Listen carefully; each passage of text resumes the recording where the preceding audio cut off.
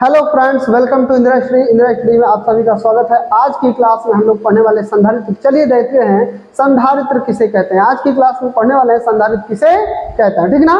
चलिए तो ध्यान से सुनिएगा कि संधारित्र किसे कहते हैं, ठीक है। इसकी दो परिभाषाएं हैं, दो तरह से परिभाषित कर सकते हैं, ठीक है। तो हम दोनों परिभाषाएं आपको बताने वाले हैं, इसका उपयोग कहाँ किया जाता है ये भी बताया जाए, ठीक ना। वह युक्ति जो वैद्युत विभव की मात्रा को, किसकी मात्रा को, वैद्युत विभव की मात्रा को उसके गुणक के रूप में संचित करती है। वह युक्ति जो वैद्युत विभव की मात्रा को उसके गुणक के रूप में संचित करती है तथा आवश्यकता पड़ने पर उसे वितरित करती है, ठीक है। वह युक्ति जो वैद्युत विभव की मात्रा को उसके गुणक के रूप में संचित करती है तथा आवश्यकता पड़ने पर उसे वितरित करती है, संधारित्र कहलाती है। जो संधारित्र है ये ऐसी युक्ति है, ऐसी मशीन है जो विभव की मात्रा को, यानी जो एसी सप्लाई से जितना वोल्टेज उसको मिल रहा है उसके कई गुना के, गुणक का मतलब करा वैद्युत विभव की गुणक के रूप में संचित करती है।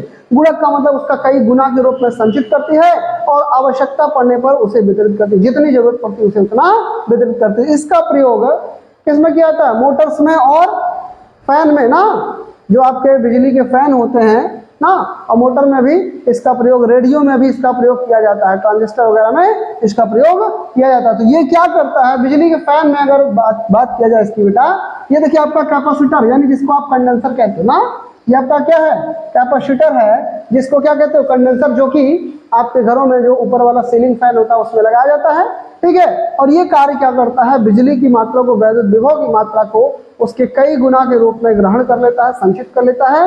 और यकायक, यानी कि फैन को जब बिजली मिलती है, वैद्युत धारा मिलती है, तो ये वो फैन, अगर ये ना हो तो फैन नहीं चलता, लेकिन अगर इसे लगा दिया तो ये जितना चाहिए उसको कई गुना एकाएक देता है और फैन एकाएक तीव्र गति से गतिमान हो जाए। और एक बार जब ये फैन गतिमान हो जाता है तो पुनः ये फिर आवेशन निरावेशन इसका चलता रहता है और वो प्रत्यावर्ती धारा उसको घुमाने के लिए पर्याप्त होती है, ठीक है ना। तो ये क्या करता है, विभव की मात्रा को, विभव की पर्याप्त मात्रा को अपने अंदर क्या करता है, ग्रहण करता है और आवश्यकता पड़ने पर उसे वितरित करता है। ये क्या है, संधारित्र। तो हमने क्या कहा, वह युक्ति जो वैद्युत विभव की मात्रा को उसके गुणक के रूप में संचित करती है तथा आवश्यकता पड़ने पर उसे वितरित करती है, संधारित्र कराती है। और दूसरी तरह से इसके अंदर जो एडजस्टमेंट होता है, इसमें दो चालक होते हैं मुख्यतः। इसके अंदर मुख्यतः क्या होता है बेटा, दो चालक होते हैं। चालक की दो प्लेटें होती हैं, एक अगर पॉजिटिव होती है तो दूसरी क्या होती है, निगेटिव,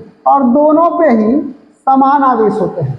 दोनों पे क्या होते हैं, समान आवेश होते हैं। और ये चालकों का, जो संधारित्र चालकों का ऐसा एडजस्टमेंट होता है जिसमें इसके बिना आकार में, इसके आकार में बिना परिवर्तन किए, आकार मतलब बिना इसका लंबाई चौड़ाई और क्षेत्रफल बढ़ाए, ये आवेश की पर्याप्त मात्रा संचित कर सकती है। और यही युक्ति क्या कहलाती है, संधारित्र कहलाती है। तो हम इस तरह से भी परिभाषित कर सकते हैं, क्या, चालकों का ऐसा संयोजन या समायोजन, चालकों का ऐसा समायोजन जिनके आकार में बिना परिवर्तन किए आवेश का पर्याप्त मात्रा संचित की जा सकती है।